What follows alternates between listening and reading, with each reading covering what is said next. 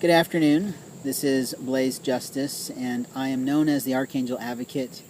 I am the author of Cell Keepers, The Soul Strings of Our Lives, the founder of Angels Around Us Publishing House, and I'm here to talk to you today about love.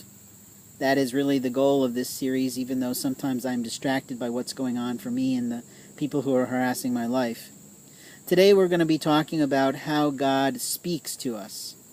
Openly, I've been on quite a journey the past many months and years, if you will, with God, being guided by Him to go different places in different states and to explore different and have different experiences. One of the most recent in the last couple of weeks was being guided down a dusty road that was labeled no outlet. I was surprised to be taken down that road since there was no continuance to it, but at the very end, and amongst the brambles and the greenery and the bushes, was two long-stemmed, beautiful yellow wildflowers. I was guided to cut them down and to take them to the house of one of the women that I love and put them in her mailbox or her newspaper keep in hopes that she would find them in the next morning when she took things out to the post. Here it is a week later. I came back to the park to have a good nap, and then I drove by the house and found that the flowers have now dried up, and were still in the place that I left them. I'm not sure if she just didn't see them. I'm not sure if she left them there on purpose, but it felt like rejection to me.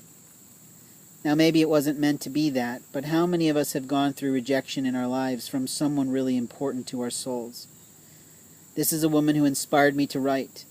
This is a woman who gave me good Christian love in ways that I cannot even explain to most people. And this is someone who twice now God has guided me through the countryside on roads I could never possibly repeat on my own to land right in front of her on her path as she's departing her house. God has His own timing, and sometimes people fail to recognize it. In our lives, there are people put on our paths to help us grow. There are people put on our paths to help us know more of God's love, mercy, kindness, and love. Sometimes we get involved with men or women who are not at all on God's path, and that prevents us from having more of the love we so desire in our lives. Maybe they come with monetary support. Maybe they come with financial success or power or popularity, but that is not God's love. Lost ways are not God's ways is something I've been posting a lot about lately, and openly I'd like you to think on that phrase. What does it mean? Lost ways are not God's ways.